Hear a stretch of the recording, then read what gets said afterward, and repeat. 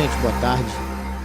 É um prazer muito grande participar mais uma vez de um congresso da CSB. Eu tenho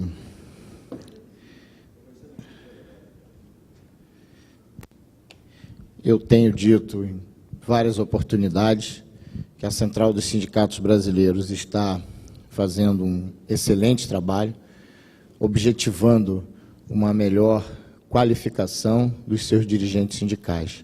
Não digo com isso que os dirigentes sindicais da CSB não tenham qualificação, que não tenham qualidade. O que eu quero dizer é que nós estamos passando por um momento muito difícil, um momento em que o conjunto de normas de proteção do direito do trabalho está sendo desconstruído e nós precisamos ter condições de enfrentar.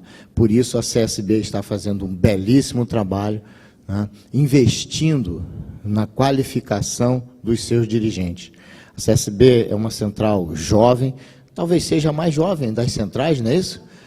E é a que mais cresceu nos últimos anos, ou seja, já mostrou para o que veio, quer dizer, já dá uma grande contribuição para o movimento sindical no Brasil. Eu tenho certeza que nós sairemos daqui melhor do que nós chegamos. E venho dar aqui uma singela contribuição. Gostaria de cumprimentar todos os companheiros, ainda está aqui na mesa, presidindo, todos os companheiros que estão aqui. Estou vendo o Wagner lá atrás, não é o Wagner sentar ali, sossegar. O Wagner é muito agitado. Grandes amigos que a gente já tem aqui na CSB participando. Lucas está lá atrás também, participando desse momento. O que me foi pedido, e são 10:45, né? Eu vou pedir à mesa para me ajudar no controle do tempo, porque eu tenho uma enorme dificuldade de falar pouco. E quando me pedem para falar de tema que eu gosto, aí pior ainda, porque eu vou me empolgando e vou lembrando de situações e vou ligando uma coisa na outra e a gente não pode correr o risco, né, de atrapalhar a programação do evento. Tem mais um palestrante ainda, né, Daiane? Então, pois é. André? Você agora depois? Então não precisa não, André, não precisa não. Mais cuidado ainda, André, pode ter certeza, tá bom? Deixa comigo. Vou cuidar aqui para não atrapalhar muito, só um pouquinho. Enfim, eu sou membro do Ministério Público do Trabalho, e nós temos tido, ao longo dos últimos anos, algumas dificuldades com as entidades sindicais, Brasil afora. Mas não me pediram aqui para avançar nas discussões que envolvem, por exemplo, o custeio das entidades sindicais e Ministério Público do Trabalho. Numa outra oportunidade, se for o caso, nós podemos tratar desse assunto. O que eu quero dizer, nesse aspecto, nesse tema, saúde, só para a gente não ficar sem uma... Desculpe, isso é automático. Meu pai me ensinou assim, eu não posso... Eu espirrou, eu falo saúde. Aliás, se você espirrar de novo, saúde. Mas, enfim, nós tentamos durante 4 anos, eu fui procurador-geral do trabalho, de 2011 a 2013 e de 2013 a 2015. Dr. Gerson, que junto com Viviane, comando a Escola Social, estará aqui falando para as senhoras e para os senhores amanhã. É um grande amigo, um grande parceiro, e durante o período em que eu fui procurador-geral do trabalho, o Dr. Gerson foi o responsável, na nossa administração, pela Coordenadoria de Promoção da Liberdade Sindical. Ou seja, nós pretendíamos aproximar o Ministério Público do Trabalho do movimento sindical. Com enorme respeito, entendendo que as entidades sindicais e o Ministério Público têm que funcionar como parceiros e não como adversários. Então, acredito que nós demos um passo à frente. Jamais teríamos a pretensão de solucionar esses problemas em um período curto de 2 mandatos de procurador-geral. Mas nós procuramos dar um passo à frente. E participar desses momentos com a CSB mostra que, pelo menos, nós tivemos um pouco de sucesso nessa tentativa de aproximação. Tanto que estamos contribuindo, humildemente, mas contribuindo com o crescimento da Central dos Sindicatos Brasileiros. E espero continuar contribuindo. Enfim, a proposta de abordagem é de formas degradantes de trabalho humano. Essa pequena introdução em relação ao Ministério Público é porque eu acredito em uma parceria. E eu não poderia falar em parceria do Ministério Público do Trabalho com o movimento sindical sem deixar pelo menos o meu ponto de vista em relação a uma situação que nos afasta. Porque eu quero acreditar que nós podemos trabalhar em conjunto. E há inúmeras situações, com várias centrais sindicais, com várias confederações, com várias federações, com vários sindicatos, em que nós trabalhamos em conjunto e que vimos obtendo muito sucesso. E é nesse aspecto que eu quero investir, e é por isso que eu preciso mostrar. Tem chorando aí? É o neném do Edson que está reclamando aí da... Se foi embora, tinha que dar mamar para o neném. Mas, enfim.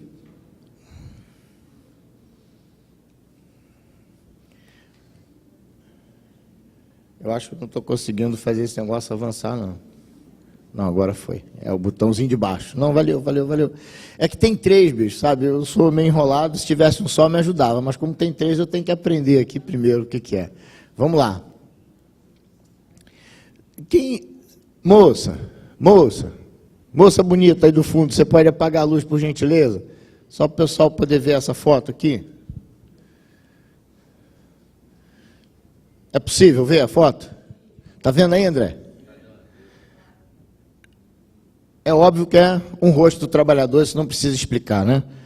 Mas as marcas que as senhoras e os senhores estão vendo no rosto desse trabalhador, talvez as senhoras e os senhores não consigam explicar. Isso é o ferro de marcar o gado. Esse ferro de marcar o gado foi encostado na pele desse trabalhador 60 vezes. É um horror mesmo. São 60 marcas no rosto e no abdômen. E você deve estar se perguntando, o que esse trabalhador fez? Porque isso é uma punição. Mais do que punição, isso é tortura. O que será que esse trabalhador fez para ser punido dessa forma, para ser torturado dessa forma? Qualquer coisa que ele tenha feito não permite esse tipo de tratamento. Qualquer coisa. Isso é inadmissível em qualquer situação. Mas esse trabalhador foi torturado porque cobrou o pagamento dos salários que estavam atrasados. Isso é o retrato do nosso país. Essa foto não tem muito tempo, não. Essa foto nós estamos em 2017. É coisa aí, talvez, de 2008. Não tem 10 anos. Não tem 10 anos. Aconteceu ali no sul-sudeste do Pará, em uma propriedade rural. Enfim, o que nós temos aqui é a atuação do Ministério Público para coibir esse tipo de situação. Obrigado. É a atuação do Ministério Público para coibir esse tipo de situação. E essa atuação vai se dar estritamente sob o comando da Constituição da República. É a Constituição da República que dá o comando ao Ministério Público do Trabalho. Está lá a partir do artigo 127. E aqui, meu amigo Wagner, em homenagem, a gente reclama muito, a gente critica muito, e as críticas, em regra, são bastante razoáveis, mas eu quero deixar aqui um agradecimento ao legislador constituinte de 1988. Porque até 1988, até outubro de 88, a grande função do Ministério Público do Trabalho era oficiar nos tribunais. Então, nós íamos aos tribunais, acompanhávamos o julgamento dos processos que estavam tramitando nos tribunais, fazíamos pareceres, participávamos das sessões, ou seja, quase nada. Com todo respeito, quase nada. A partir de 5 de outubro de 88, o legislador constituinte deu ao Ministério Público do Trabalho a função de Ministério Público. Nós não tínhamos isso. E a partir dali, nós tivemos a oportunidade de iniciar uma trajetória que só fez o Ministério Público do Trabalho crescer de 1988 para cá. E está, então, no nosso norte, o enfrentamento de casos como esse que nós mostramos aqui em relação ao trabalhador que foi marcado com ferro quente. E tantos outros. Aqui no Mato Grosso, inclusive, quem aqui é de Lucas do Rio Verde? Tem ninguém, não? Pois eu queria buscar uma informação se tivesse alguém de Lucas do Rio Verde, porque algum tempo atrás foi instalada uma planta da Sadia lá, né? E eu queria saber se tem tido confusão nessa planta, porque é um dos setores que mais adoece trabalhador no Brasil, é a indústria do frigorífico. Indústria do frigorífico, indústria da construção civil, são setores que provocam, André sabe disso, faz essas pesquisas, né, cotidianamente, né, que são setores que trazem, né, enormes prejuízos para a saúde do trabalhador, inclusive ceifando muitas vidas.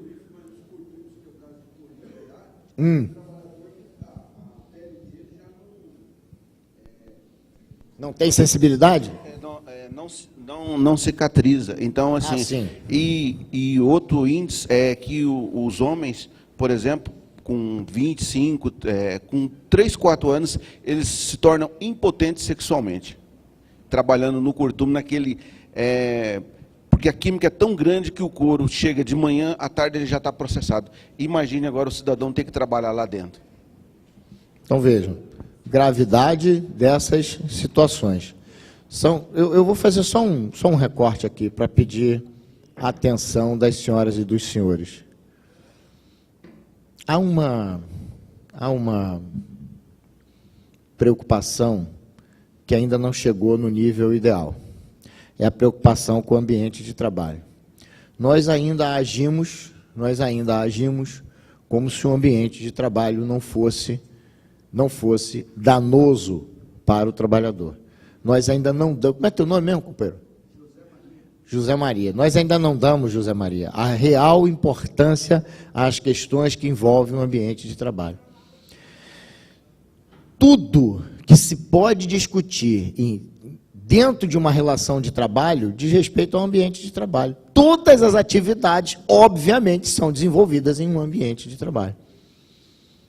E hoje, algumas das situações são visíveis, como Zé Maria trouxe para nós. Mas muitas situações não são visíveis. Nós não prestamos atenção. São questões que tratam, por exemplo, de assédio moral, de assédio sexual. As pessoas adoecem, um dos maiores índices de adoecimento no trabalho hoje é o que muita gente ainda acha que é, perdoem a expressão, frescura, também atendendo pelo nome de depressão. Situações de cobrança, de exigência de metas, né? Isso sem falar naquelas situações de, o pessoal chama de pagar uma prenda, né? Quando o trabalhador não atinge os índices exigidos pela empresa. E aí bota o sujeito para ficar de cara para a parede, de castigo.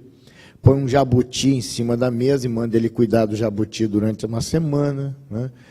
Claro, o jabuti é lento, é um animal lento, então ele está mostrando que aquele trabalhador é lento, que não cumpre suas metas. Durante uma semana, todo mundo vê ele cuidando do jabuti. Tem situações de que o trabalhador tem que passear, desfilar em cima da mesa, de calcinha e sutiã. Ainda por cima, cor de rosa. Cruz, já pensou que coisa horrorosa? Brincadeiras à parte, né? Brincadeiras à parte. Isso não tem cabimento. Então, são situações comuns nos dias de hoje. E todas essas situações podem ser objeto de intervenção do Ministério Público do Trabalho, com uma parceria da qual nós não podemos abrir mão com as entidades sindicais, a partir do comando do artigo 127 da Constituição da República, que deu essa possibilidade ao Ministério Público. Avançando, o dispositivo da Constituição tem que ser observado em conjunto com a Lei Complementar número 75, de 1993, especialmente os artigos 83 e 84, combinados com o artigo 6º. Isso vai dar ao Ministério Público a condição de promover a ação civil pública na Justiça do Trabalho. Essa ação civil pública, que corresponde à class action do direito nos Estados Unidos, é que nos dá essa condição. Mas as senhoras e os senhores sabem disso, há a possibilidade do sindicato também ingressar com a ação civil pública. A lei da ação civil pública, a lei 7347, permite isso. Mas há uma diferença, e uma diferença que eu considero significativa, é que o Ministério Público pode manejar o inquérito civil, a entidade sindical não. O manejo do inquérito civil, a instauração do inquérito civil, permitirá uma investigação daquelas condições. Então, quando o sindicato, principalmente a entidade sindical, entidade de base, tem conhecimento de uma situação que traga prejuízo para o trabalhador, seja uma situação envolvendo o ambiente de trabalho, seja uma outra situação qualquer, atingindo aquela coletividade, é possível que o Ministério Público instaure um inquérito civil e inicie uma investigação. Fazendo isso, nós teremos 3 caminhos possíveis. Primeiro caminho, aquela denúncia não pôde ser comprovada e o membro do Ministério Público vai arquivar o feito, vai arquivar aquela denúncia. Faça um recorte. Vejam só, por gentileza, o inquérito civil é para... Me fugiu aqui a palavra. O inquérito civil é para a garantia de que o membro do Ministério Público acredita naquela denúncia, ou seja, é para o meu convencimento como membro do Ministério Público.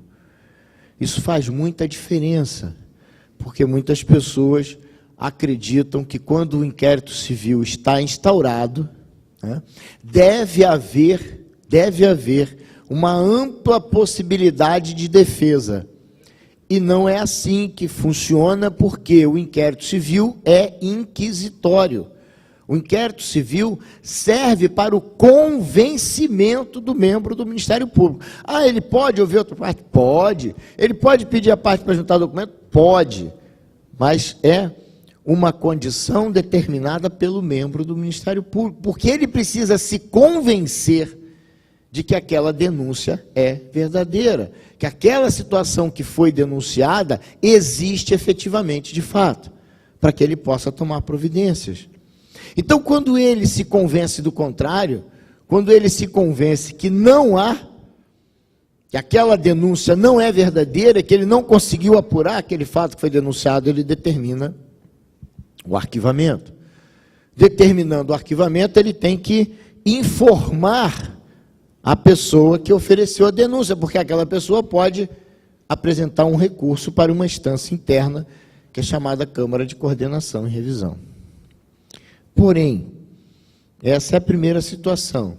Não comprovou, arquiva. 2 outras situações ocorrem também, ou podem ocorrer, quando você tem um inquérito civil em andamento. Ambas essas situações ocorrem quando o Ministério Público se convence de que aquela denúncia é verdadeira. O que ele vai fazer? 2 possibilidades. Primeira, propor um termo de ajuste de conduta, o famoso TAC, essa sigla, né, que muitas vezes deixa o dirigente sindical possesso e com enorme raiva do membro do Ministério Público, por conta principalmente de questões que envolvem o custeio. Mas esse mesmo termo de ajuste de conduta, que pode ser a solução para um problema grave, um problema que aflige aqueles trabalhadores.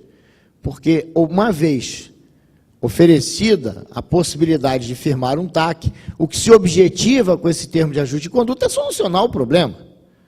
Digamos que você tenha uma situação como o José Maria nos informou agora há pouco. São situações que envolvem um ambiente de trabalho extremamente lesivas, prejudiciais aos trabalhadores.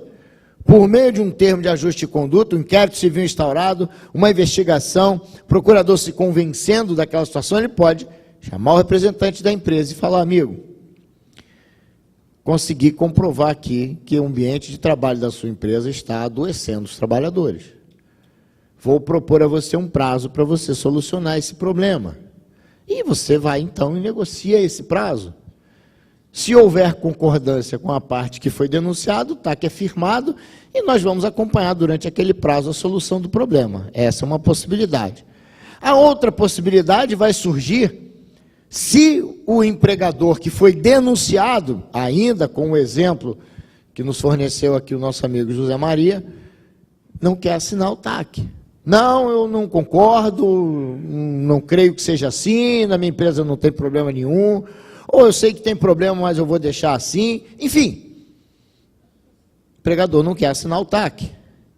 O Ministério Público não tem outra alternativa senão apresentar uma ação civil pública e levar o problema para o judiciário. Muitas vezes, quando o membro do Ministério Público fala: olha, está aqui a proposta de TAC, se o senhor não assinar, eu vou entrar com a ação. E a parte se ofende. O senhor está me ameaçando? Não, isso não é ameaça. Isso é a situação natural. Porque se o membro do Ministério Público apurou que aquela situação é real, que aquela situação ofende o trabalhador, que aquela situação traz um enorme prejuízo para o trabalhador, adoece o trabalhador, traz situações mais graves ainda, pode levar à morte dos trabalhadores, e a outra parte não quer assinar o TAC, não quer resolver o problema, ele não tem outra alternativa, ele tem que entrar com a ação, porque senão ele vai responder na corregedoria, porque não cumpriu com a sua atribuição. E aí ingressa com a ação civil pública, porque a Constituição permite. Ali na observação, esse conjunto de slides está com a escola social, está com a organização do Congresso Estadual, da CSB, e todos os senhores podem ter acesso, desde que queiram, o conjunto de slides está ali com o pessoal do apoio. Pode ser distribuído para todos, o conjunto de slides é feito para isso mesmo. Então, é possível depois uma leitura mais demorada, mais aprofundada. Pois não, amigo, como é teu nome? Diga, Jaime, por gentileza. Qual sindicato, Jaime? Vamos lá. Não sei o que é CISPUNC não, mas tudo bem, vamos lá. Municipal, vai lá. Obrigado.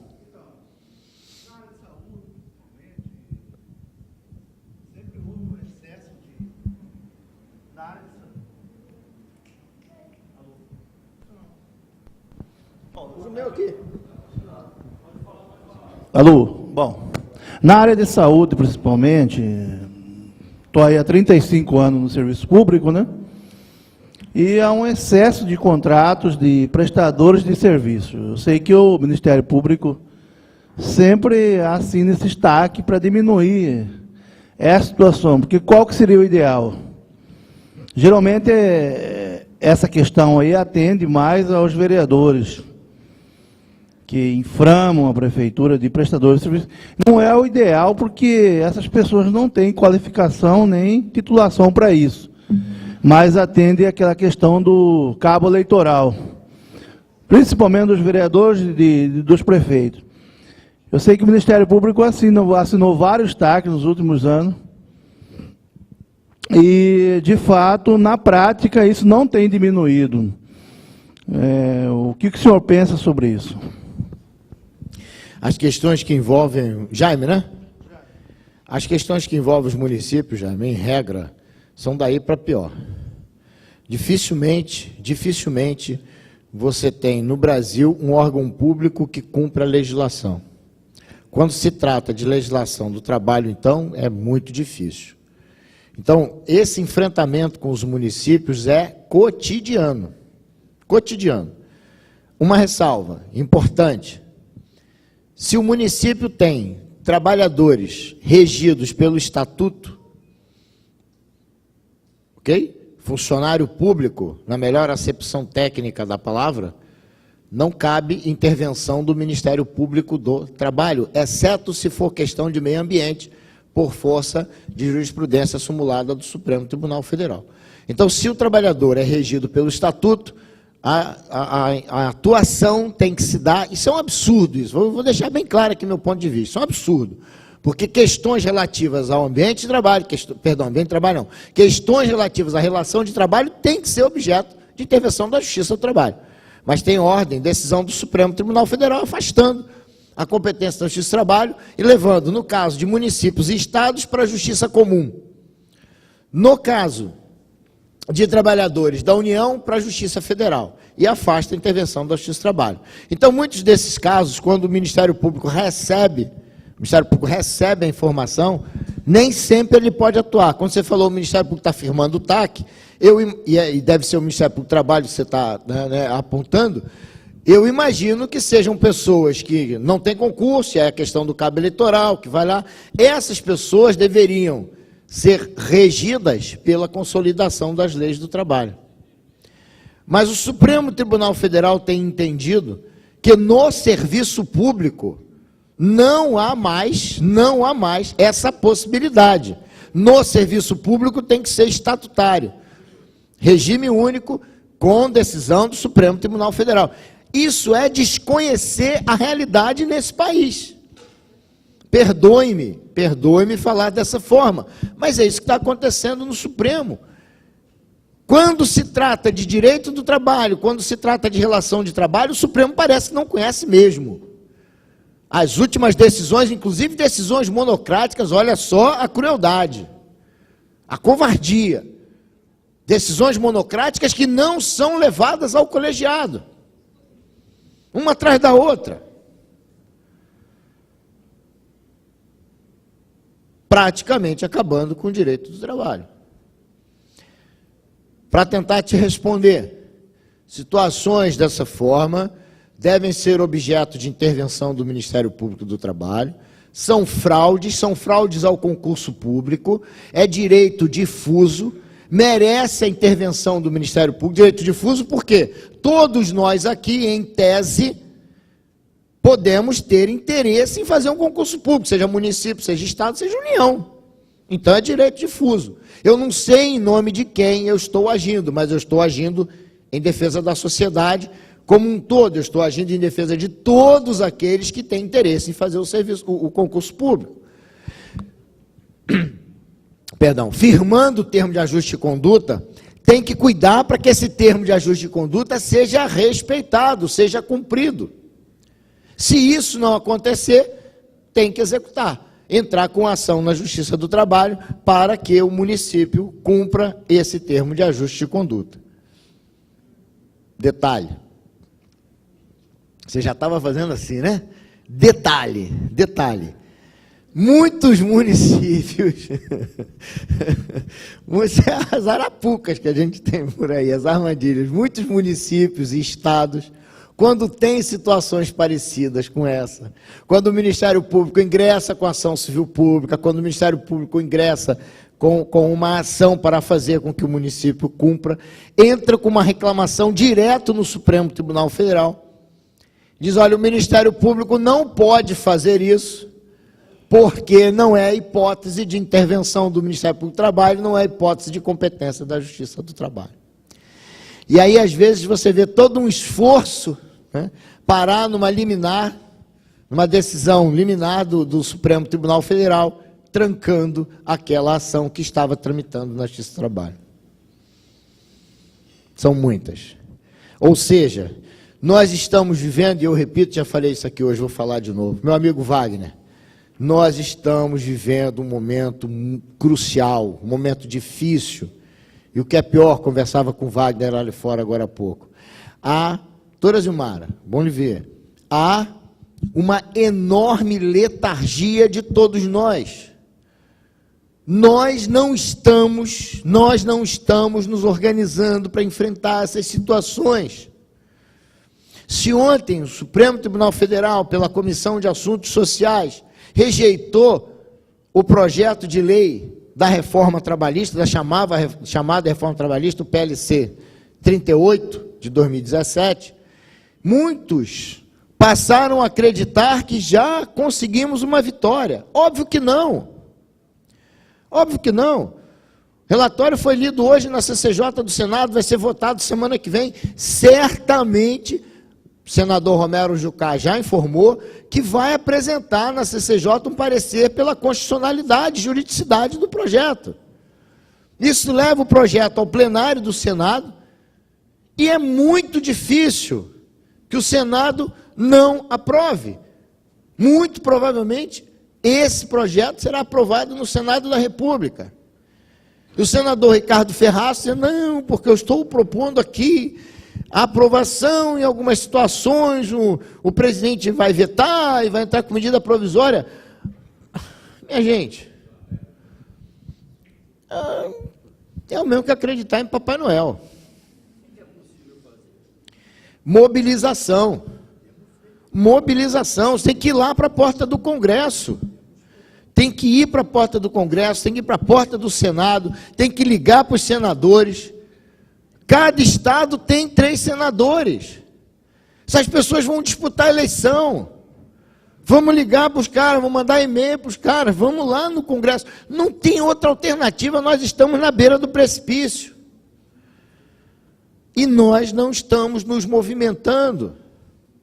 Eu não sei, conversava isso com o Wagner ali, e nós estávamos observando que várias dessas propostas que estão condensadas no PLC 38, naquele PLC 30, que é o que resultou da votação da 4330, do PL 4330, né, que é o da terceirização, várias dessas propostas estão no Congresso tramitando há anos. Esse aí que alterou a Lei 6.019, agora há pouco tempo, estava há 20 anos lá, parado. A doutora Zilmara fez um belo trabalho, o André também, fez um belo trabalho de acompanhamento dessas situações. Várias dessas propostas estavam, inclusive, dispersas no Congresso Nacional. E por que não foram votadas antes? Porque não havia a articulação, não havia o clima para votar essas propostas. Hoje há. Porque a pauta que foi apresentada é essa. É a pauta do capital, do grande capital, dos grandes grupos, financeiros principalmente, que vivem dos juros, são rentistas. E o que é pior, micro e pequeno empresário está achando que está tudo bom, lindo e maravilhoso, vão se quebrar. Porque eles não vivem de renda. Eles vão precisar buscar dinheiro no mercado e esse dinheiro vai estar caro. Mas parece que a gente não... Parece que a gente está pregando no deserto, parece que a gente não está achando que não vai acontecer. Não, peraí, essas coisas só acontecem ali no vizinho. Não é não, vai acontecer com a gente. Aí nós vamos sentar no meio-fio para chorar. Você passa uma eternidade construindo um sistema de proteção. Essa discussão não começou no ano passado, essa discussão começou lá na primeira Revolução Industrial, por volta de 1750. Ali começa a ser organizado o sistema capitalista de produção, ali surge o operário, ali surge o salário, por conta do incremento da produção. Incrementa a produção, tem excedente, se tem excedente tem que dar salário para as pessoas, para que as pessoas possam comprar.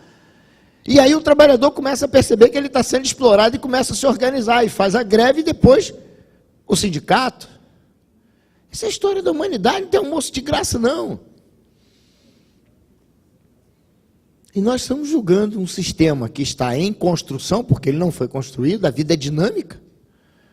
Nós estamos jogando um sistema que está em construção na lata do lixo. Estamos abrindo mão dele. Porque não há precedente na história do Brasil de um conjunto de propostas tão devastador como esse que está no Senado sob o nome de reforma trabalhista. Isso vai levar à absoluta degradação das condições de trabalho. Situações que hoje nós enfrentamos na seara do trabalho escravo contemporâneo, saúde, nas situações mais grotescas do trabalho infantil, mais abusivas, nós vamos começar a encontrar cotidianamente. E o que nós vamos fazer? Vamos dizer que todo mundo está praticando o trabalho escravo? Aí até o combate ao trabalho escravo, o enfrentamento ao trabalho escravo vai cair no descrédito. Porque se o que nós entendemos como trabalho escravo contemporâneo, com as condições degradantes, com a jornada exaustiva, passar a ser a prática, acabou. Por que você vai agora enfrentar o que é cotidiano, que é o dia a dia, que é o feijão com arroz da relação de trabalho, porque a legislação permite? Inúmeras propostas que hoje estão protegidas pela obrigatoriedade da negociação coletiva vão passar para a negociação individual. Qual é o poder de força do trabalhador diante do seu empregador? Individualmente. Usávamos a expressão ali fora de chantagem, é chantagem. O trabalhador vai ser chantageado, aquele negócio do... Tem uma proposta lá de demissão por acordo, né? Termo de anuência. Quem não vai assinar? Qual é o trabalhador que não vai assinar? Tem lá uma proposta de rescisão por acordo, tudo pela metade. Ou assina ou vai para a rua e não vai receber. Ora, aí você diz, não, mas nós precisamos reduzir o número de demandas na Justiça do Trabalho. Eu concordo, tá bom. É só o patrão pagar as verbas rescisórias. Se todo patrão pagar as verbas rescisórias no momento da rescisão contratual, 60% das ações desaparecem. Diga, Wagner.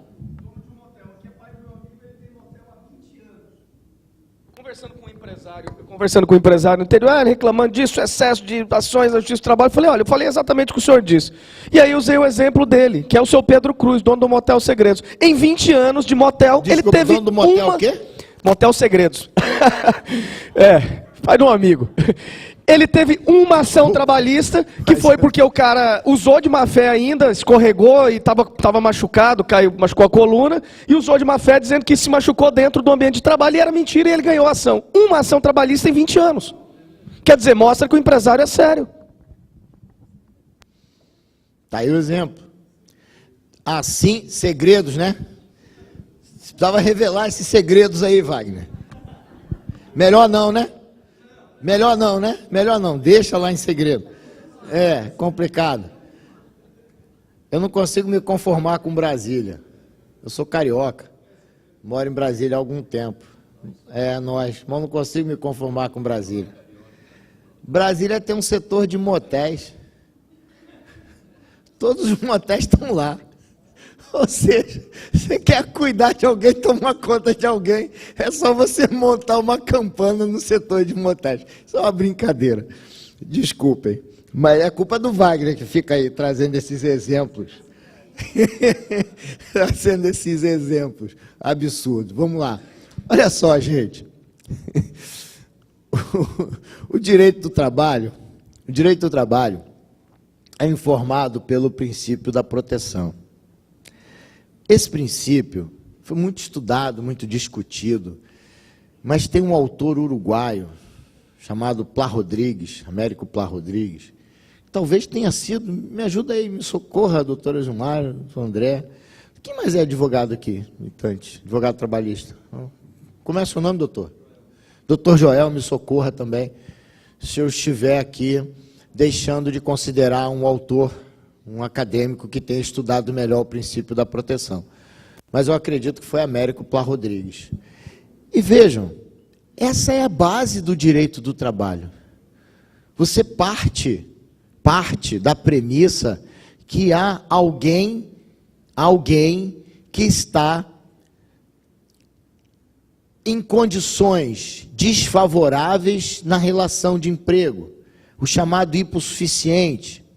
Alguém que está mais vulnerável, alguém que precisa da intervenção do Estado, alguém que precisa de proteção, porque senão vai ser destruído. E esse é o processo de evolução desde a primeira Revolução Industrial.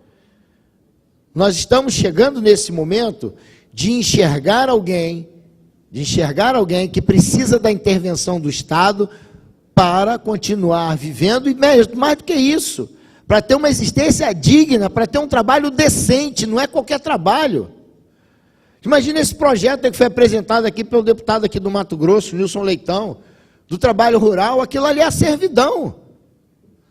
Que é a servidão, o jeito de trabalhar por casa e comida. É isso que a gente enfrenta no trabalho escravo contemporâneo. Servidão por dívida está no Código Penal. Artigo 149 do Código Penal. Redação recente, é verdade, é de 2003, de dezembro de 2003, mas está lá. Então, nós estamos evoluindo, nós estamos caminhando para trás. E nós não somos caranguejo.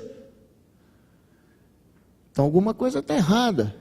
Esse princípio de proteção informa todo o processo de construção do direito do trabalho. Ele é tuitivo, ele é de proteção, como o nome diz. Há que se proteger para se trazer uma igualdade jurídica. Não é pretensão do direito do trabalho trazer igualdade social, trazer igualdade econômica. O direito do trabalho, isso vai fazer a revolução. Aí nós vamos discutir outra coisa aqui. Sociologia, filosofia, política, ciência política, nós vamos discutir, é outro ramo, não é o direito do trabalho. Isso é revolução. O direito do trabalho vem trazer uma igualdade jurídica. E essa igualdade jurídica vai desaparecer. Daqui a uma semana. Vai desaparecer se o projeto for aprovado no Senado da República. E esse sistema de proteção vai para a lata do lixo. Pois não, não é seu nome? Diga, Lindomar. Barra do Garça. Como... Tem. Nós temos lá um discoporto. É. Como é possível nossos senadores, nossos deputados votar num projeto que... Eu não tenho nem, sabe, adjetivo para dar para um projeto desse cidadão, desse senhor Leitão, porque o que o senhor nos mostrou daquele operário, aquele trabalhador marcado, aquilo é fichinha para o que vai acontecer. Então, como que nossos senadores, nossos deputados votam numa coisa insana dessa? Porque não tem adjetivo uma coisa dessa. Uma pessoa trabalhar por alimentação e comida, doutor, sabe, é revoltante. Eu estou com 60 anos, eu nunca vi na minha vida uma coisa tão revoltante igual essa. E o povo ainda vota nas criaturas dessas, se esse candidato, eles votam de novo. O povo está dormindo, está dormente, a gente convida, fala, chama, ninguém move. Muito obrigado. Desculpa. Nós é que agradecemos esse depoimento. Nós é que agradecemos, é isso que a gente vem conversando, de como é que a gente reage a isso. Como é que a gente reage a isso?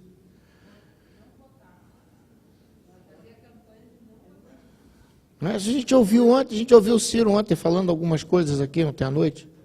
Oi, moça.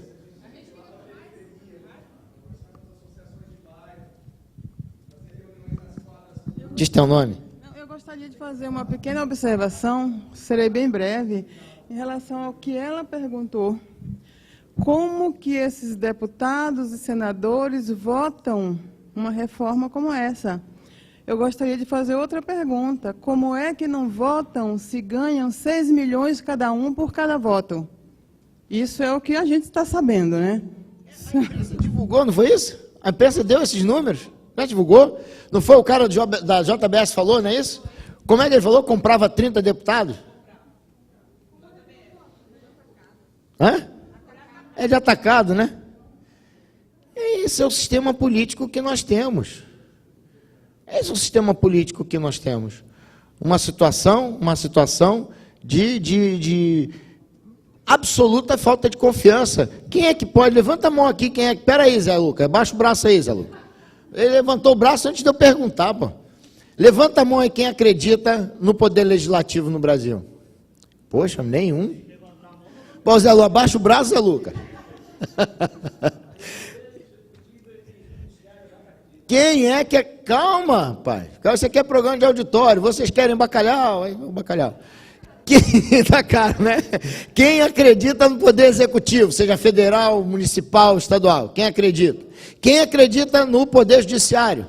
Quem acredita no Ministério Público?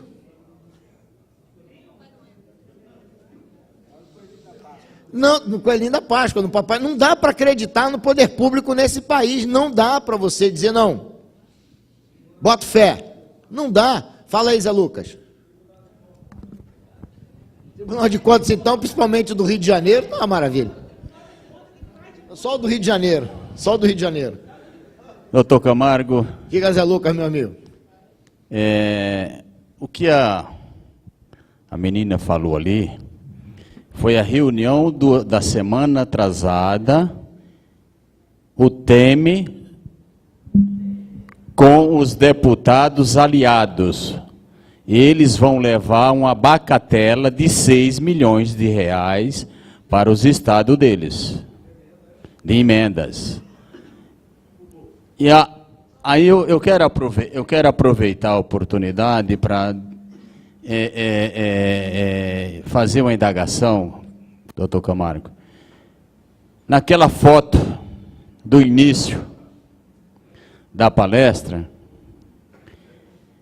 como que nós vamos fazer a sociedade brasileira, os trabalhadores, vai reagir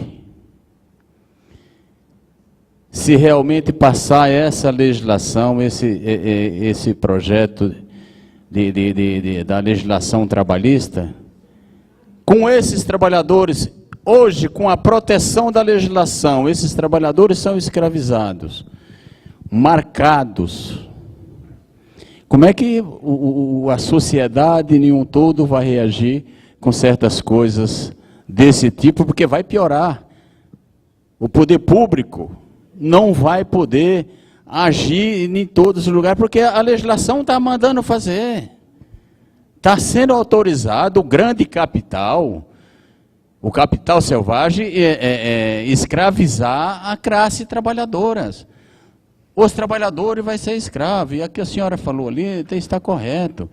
Tem milhões de trabalhadores, de pessoas, que você vê na rua, parece que não está acontecendo nada no país, está tudo normal, não vai acontecer nada. Campo Grande é um exemplo. No dia 28 de abril, nós colocamos 70 mil pessoas em Campo Grande, foi histórica. Nunca aconteceu isso em Campo Grande. Dia 25, estamos fazendo um ato show contra as reformas. E com certeza vão botar muita gente com a unidade das centrais sindicais. Então, é só essa colocação. Agradeço, obrigado. Zé Lucas. Aliás, o processo, grande Alessandro, o processo do seu governador está hoje na pauta do Supremo, está sendo debatido lá. Aquela história lá do Fachin, se o Fachin fica com a Lava Jato, se a Lava Jato derruba o Fachin, é a proposta lá do Azambuja. Enfim, avançando aqui, essa... Hã? Pro Flamengo, não? Ah, poxa. Falou em 2-0, coração. Enfim, 2-0, né? Eu creio que o resultado vai ser no sentido da manutenção do ministro Luiz Edson Fachin como relator. Mas ali o Supremo não dá para você fazer aposta, não. Não dá para fazer aposta. Enfim, essa aqui é a relação de prioridades. Essa é a relação de prioridades estabelecidas pelo Ministério Público do Trabalho para o enfrentamento de questões que nós entendemos as mais candentes. Vejam que essa relação segue principalmente a Declaração de 1998 da Organização Internacional do Trabalho. A Declaração de 1998 é aquela que estabelece os 4 temas mais importantes, considerados mesmo como fundamentais, e elege as 8 convenções também consideradas fundamentais. E o Ministério Público segue, né, e amplia, inclusive, mas segue essa declaração da Organização Internacional do Trabalho. É a defesa da liberdade sindical, da negociação coletiva, ou seja, a defesa de associação, do direito de associação, da negociação coletiva, o enfrentamento do trabalho forçado, o enfrentamento e a erradicação do trabalho infantil, né, e as questões que envolvem toda sorte de discriminação no emprego e na profissão. Nós ainda ampliamos, especialmente em relação às questões que envolvem o ambiente de trabalho. Eu repito, deve ser ou deveria ser a nossa maior preocupação, porque é transversal. atinge toda e qualquer forma de prestação de serviço e é objeto de um enorme adoecimento da classe trabalhadora. Enfim, aqui a redação do Código Penal, nós vamos nos familiarizar, quase não saiu aqui o familiarizar, nós precisamos nos familiarizar com essa redação, porque nós vamos ter isso aí no dia a dia, até que alguém proponha lá, vamos acabar com esse artigo 149, porque isso virou comum, isso é o que tem todo dia, toda hora, então, diga, doutora Zilmara. Eles já estão tentando mudar, né? Eles já estão querendo tirar do conceito de trabalho escravo a correlação com trabalho degradante ou indigno. Então, na hora que também tirar, o que será escravo? É verdade. Tem uma emenda constitucional que foi aprovada depois de 20 anos tramitando no Congresso, que é a emenda foi chamada de emenda do trabalho escravo, né? A PEC do trabalho escravo. Então é a emenda da expropriação de terra. Da mesma forma como pode ser expropriada a terra onde se acha cultura, plantação, né, de maconha, etc., também pode ser expropriada a terra se você encontrar lá o trabalho escravo contemporâneo. Mas o acordo feito no Congresso para votar essa PEC, e aí, portanto, a emenda, né, previa a edição de um projeto de lei para regulamentar essa emenda. E esse projeto de lei está no Senado em uma comissão especial mista, deputados e senadores, sob a relatoria de um dos parlamentares mais, digamos assim... Aquele camarada é de tudo, bicho. O senador Romero Jucá. Aquele senador é um sujeito que você tem que ter muita atenção nele, porque ele não é de brinquedo, não. Tudo que é importante cai na mão dele. E ele é um cara muito articulado, e ele está relatando esse projeto, e a proposta é exatamente isso que a doutora Zilmara falou ali. Retirar dali do Código Penal, quer ver, ó? Olha só a redação. Reduzir alguém à condição análoga de escravo, quer submetendo a trabalhos forçados ou a jornada exaustiva, quer sujeitando a condições degradantes de trabalho, quer restringindo por qualquer meio sua locomoção em razão de dívida contraída com o empregador preposto. Rapidamente, eu enxergo ali naquelas 4 condições, trabalho forçado, jornada exaustiva, condição degradante, servidão por dívida, 4 condições, eu enxergo 2 grandes condições. O trabalho forçado, que nós chamamos de trabalho escravo contemporâneo, trabalho forçado é a normativa internacional, e entendo que esse trabalho forçado, esse trabalho escravo contemporâneo, engloba a servidão por dívida, porque a forma mais comum do trabalho escravo contemporâneo é a manutenção do trabalhador no local onde ele presta serviço, sem que ele tenha força, sem que ele tenha condição de romper o contrato. Todo trabalhador pode romper o contrato, embora, pelo menos até hoje, ou pelo menos até terça-feira da semana que vem, né? Mas o trabalhador mantido em condição análoga de escravo não pode. Não pode porque ele tem uma dívida, não pode porque ele está humilhado, não pode porque em situações extremas ele está acorrentado lá no... Acorrentado não é aquela corrente do escravo do período oitocentista, mas é acorrentado, né, por conta de coação moral, de coação psicológica. Tem trabalhadores que são torturados, como nós vimos aqui. Enfim, essa é uma grande condição. Trabalho forçado, servidão por dívida. A outra grande condição é a que nós chamamos de degradante. A condição degradante é aquela que faz com que o trabalhador seja transformado em coisa. Você retira a dignidade do trabalhador e põe preço. Você coisifica o trabalhador.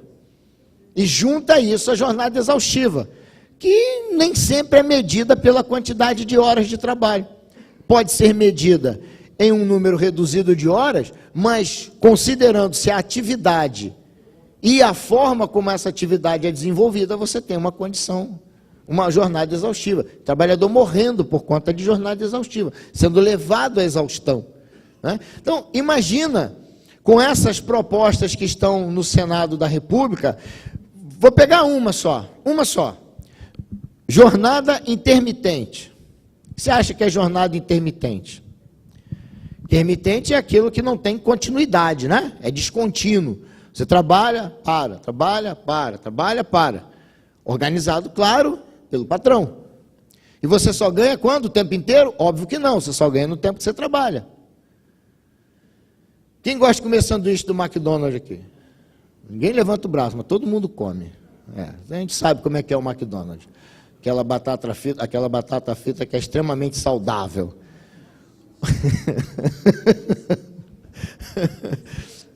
Vou usar o exemplo do McDonald's, porque nós fizemos uma ação civil pública que tramitou aqui no Recife, em face da empresa Arcos Dourados. Arcos Dourados tem simplesmente 80% das franquias do McDonald's no Brasil.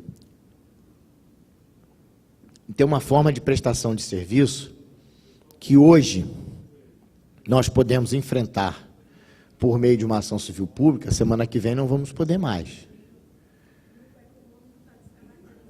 Não, porque essa forma de jornada, não só pelo grupo econômico, que é mais grave ainda, mas pela forma como o trabalho é desenvolvido. Sabe como é a crueldade da questão do McDonald's? O trabalhador chega para trabalhar na lanchonete. Vai lá uniformizar direitinho e chega na lanchonete. Se a lanchonete estiver cheia de gente, ele trabalha fazendo sanduíche, entregando sanduíche, cobrando no caixa, e ele está ganhando. Se é um horário vazio, a lanchonete não tem ninguém, eles vão tudo lá para o fundo da loja e não estão ganhando. Para de ganhar. O McDonald's chama isso de jornada móvel variável. Varia ao longo do dia. Quando chega no final do mês, o sujeito vai receber R$400. Quando muito, R$500. Não vai ganhar mais do que isso. Por quê? Porque ao longo do dia ele está o tempo inteiro à disposição do empregador, mas ele só ganha se estiver efetivamente trabalhando. Isso é jornada intermitente. Isso vai ser legal.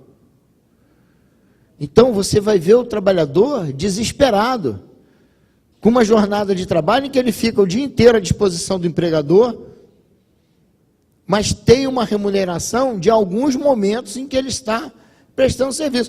É culpa do trabalhador se a lanchonete fica vazia ao longo do dia, né? Óbvio que é culpa do trabalhador. Vai ser culpa de quem? Do patrão?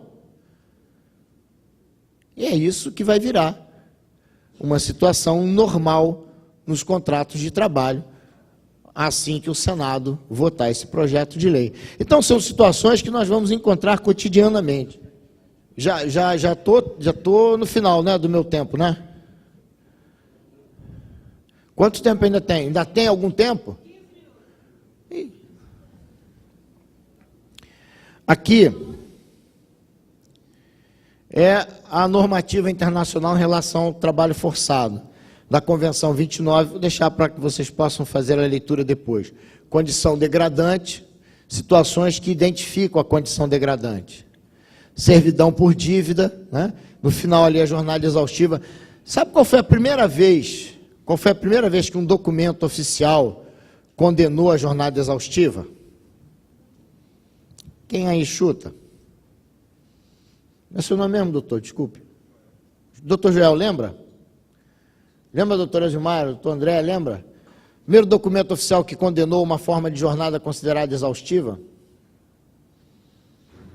Algum companheiro aqui lembra? Esse documento data de 1891. 1800, eu não errei o ano, não. Depois, antes disso, a Rerum Novarum, a encíclica Rerum Novarum do Papa Leão XIII. Alguém aqui já teve a curiosidade de ler? Leiam. A Rerum Novarum condena expressamente a forma de prestação de serviço 1891, Papa Leão XIII, batizado de nascimento com o nome de Joaquino Pecci. Papa Leão XIII condenou pela encíclica Rerum Novarum em latim significa coisas novas, condenou essa forma de prestação de serviço em que é tanto trabalho que embrutece o homem, que embrutece a alma, que fragiliza e que arrebenta com a pessoa. Está lá na encíclica Rerum Novarum 1891. Ou seja, Desde aquela época, a gente tem um documento oficial dizendo, olha, isso não pode. Isso vai virar aí possibilidade garantida pela legislação no Brasil. Alguém aqui já viu essa foto? Mas sabe o que é aquilo ali, né? Calcário, vocês sabem melhor do que eu, né? Estamos aqui no Mato Grosso, é um estado que é pujante pela produção agropecuária, né? E aquilo ali, o sujeito está quebrando a pedra de calcário, os dois trabalhadores que estão ali em cima, aqui, ó, esses dois trabalhadores que estão aqui, estão quebrando as pedras de calcário e a máquina vai espalhar esse pó pelo terreno, onde vai ocorrer em seguida a plantação, para reduzir o pH, para reduzir a acidez do solo e poder fazer a plantação. Vocês sabem disso melhor do que eu. Então está ali, ó.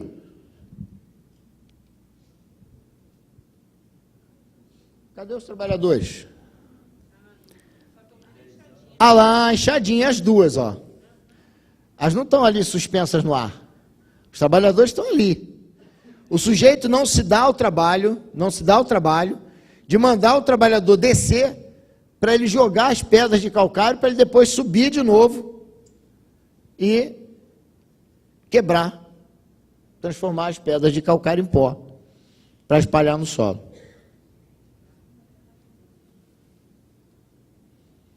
Aqui a emenda da PEC, né, do trabalho escravo, emenda constitucional, tá aí, você pode ler depois com calma.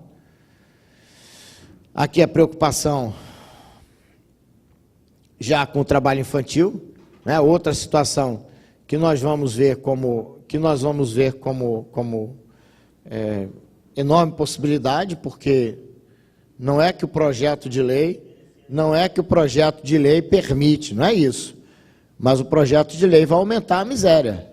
Aumentar a miséria vai aumentar o trabalho infantil. O trabalho infantil não está diminuindo no Brasil, cresceu nos últimos anos. Nós tivemos um avanço aí no enfrentamento ao trabalho infantil, houve uma diminuição com políticas sociais, inclusive, né, muitas políticas sociais, mas, ultimamente, o trabalho infantil tem aumentado. Isso vai significar, claro, com o aumento da miséria, vai aumentar o trabalho infantil.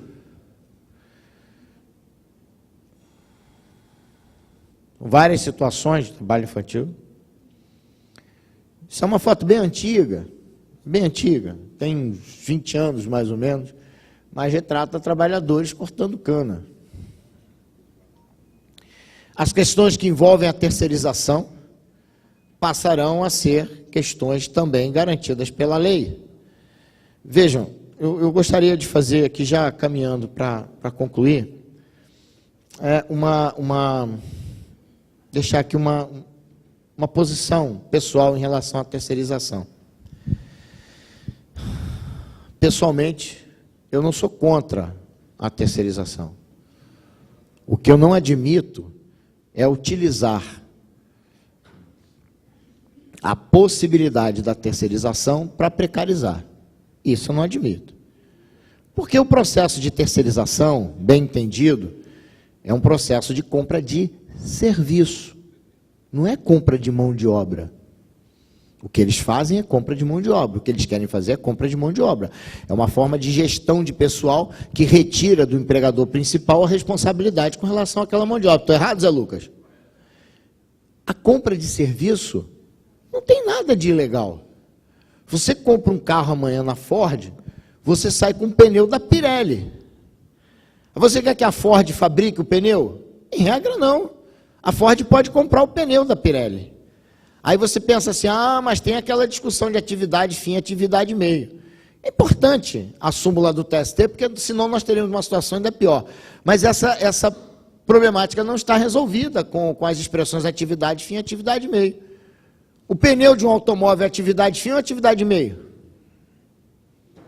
Hã? Sem pneu o carro anda? Não é trem? Então o pneu deve ser atividade fim, né? Não sei se é atividade fim ou atividade meio, eu sei que ele é fundamental. É fundamental para aquele produto funcionar, é fundamental para você ir lá comprar o carro. Agora, o design, o motor, isso você vai identificar com a montadora. Isso é diretamente relacionado com a montadora. O pneu, o amortecedor, você não vai identificar diretamente com a montadora. E agora, sai dessa sinuca de bico aí, atividade fim ou atividade meio? Nesse aspecto não ajuda. Você tem que identificar o que é importante, como você consumidor, identifica o produto que a empresa está vendendo. Como você identifica aquele processo produtivo que é fundamental para a empresa. É isso que a gente precisa identificar. Entender que todo trabalho é importante, toda forma de trabalho, de prestação de serviço é importante. Não tem trabalho menos importante do que o outro. As pessoas desconsideram até as pessoas que fazem a limpeza nos ambientes de trabalho. Mas não tem a pessoa para fazer a limpeza para ver se você vai conseguir trabalhar num ambiente sujo, bagunçado. Não vai trabalhar. Tem uma piada no serviço público, quem é servidor público aqui sabe dessa piada, que é o dia que a tia do cafezinho falta. Ó, rapaz, a tia do cafezinho falta, o serviço para. Não pode faltar a tia do cafezinho. Quem é que acha que a tia do cafezinho é importante no dia a dia? Ninguém nem presta atenção nela agora, o dia que ela falta, meu amigo. Não é verdade? Todo trabalho é importante, todo ele. Não há prestação de serviço, não há forma de trabalho que não seja importante. Se não foi importante para mim, não foi importante para você, é importante para aquele que trabalha, porque é o meio dele de viver. Então é importante. Mas a gente não considera isso. A gente não considera o trabalho importante. A gente fica sonhando com o prêmio da Mega Sena para a gente dizer assim, eu vou ganhar sozinho, nunca mais eu vou trabalhar. Não é isso? Todo dia que tem prêmio acumulado da Mega Sena, o repórter vai lá na fila lá da lotérica lá. O que você vai fazer se você ganhar sozinho? A primeira coisa que ela fala, nunca mais eu trabalho. O cara está errado? Não vou dizer que ele está errado. Agora isso mostra que a gente não tem consideração, não tem respeito pelo trabalho. E é assim.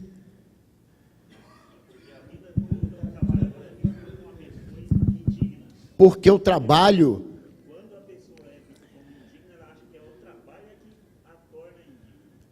O trabalho não é para os nobres. Nobre não trabalha. E a gente cresce e se desenvolve, né, com essa proposta. Vou concluir, tá bom? Já estourei meu tempo, né? Bom, então essa questão que envolve a terceirização, na verdade, é uma proposta de precarização. Isso vai piorar com a aprovação dessas propostas no Senado da República. Aqui ainda tem uma situação que é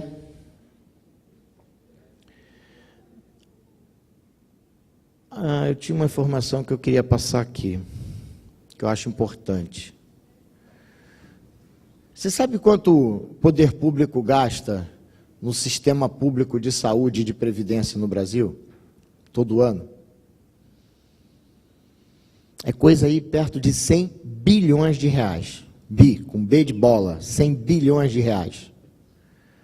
Quanto é que ingressa no sistema via contribuição das empresas? Nem 10% disso. A conta fecha? Não fecha. As empresas adoecem. Leva o trabalhador para o sistema público de saúde, para o sistema público de previdência, para o sistema público de assistência social. Outro trabalhador entra no lugar dele na empresa, adoece, vai para o sistema público de saúde, de previdência, de assistência social, entra outro trabalhador na empresa. E isso é uma bola de neve. Onde está o enfrentamento dessas questões? Os últimos convênios que nós firmamos no período em que eu era Procurador-Geral do Trabalho, foi exatamente com o antigo Ministério da Previdência, ainda era o senador Garibaldi, que era o ministro, para permitir as ações regressivas. Hoje, isso foi em dezembro de 2014, hoje, em 2017, já há ações promovidas pela Procuradoria-Geral da Fazenda Nacional, em face das empresas já identificadas que mais adoecem trabalhador no Brasil. Porque nós temos os sistemas de informação e de dados já se comunicando. Ministério Público do Trabalho, Ministério do Trabalho, o SFIT, do Ministério do Trabalho, e Ministério da Saúde, e agora a Previdência foi lá para debaixo das asas do Meirelles, né? Aí eu não sei como é que está em relação à Previdência, né? Mas possibilitando o poder público, se o poder público quiser hoje, ele identifica as empresas que mais adoecem trabalhadores e ele pode entrar com ação regressiva cobrando indenização dessas empresas porque não cuidam do ambiente de trabalho. Essa é uma questão muito importante. Enfim, aqui, o que chega aqui no final é o PL. PL 30 é o PL da terceirização, né? É o antigo 4330, esse número 4330 já é um horror, né? Porque lembra da lei de greve do período da ditadura, que era uma verdadeira lei antigreve. Então, o PL 4330 do Sandro Mabel, ex-deputado, né? O Sandro Mabel não é mais deputado, mas o projeto de lei é dele.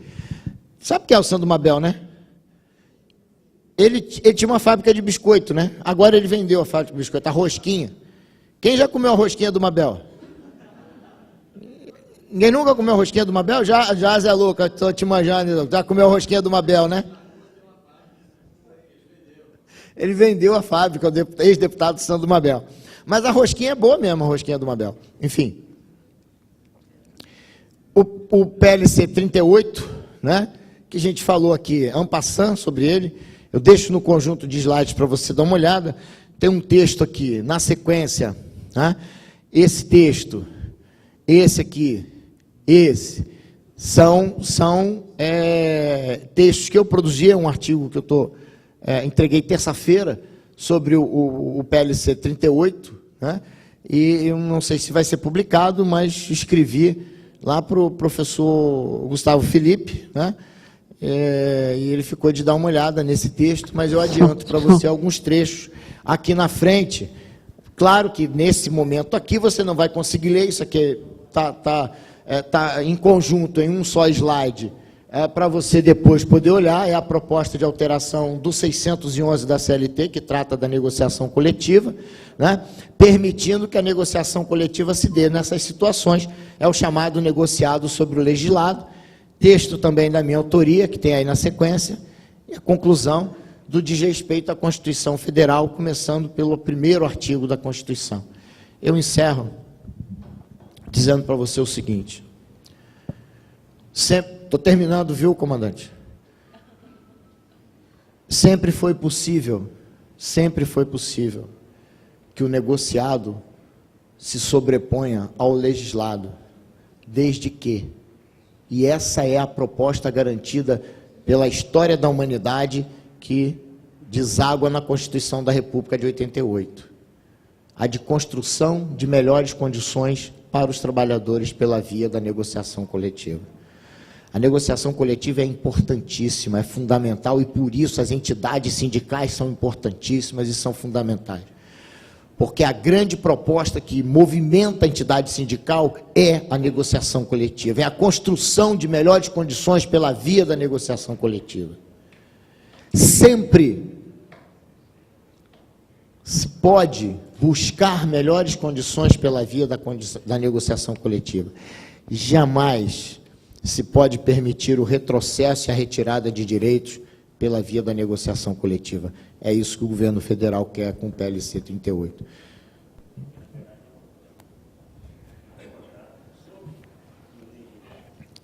O pedido que eu faço aqui é que nós tenhamos uma forma, a gente precisa achar uma forma de enfrentar essas situações para manter essa proposta, essa construção do direito do trabalho em movimento e avançando. Agradeço a atenção, agradeço a possibilidade de mais uma vez participar de um congresso da CSB.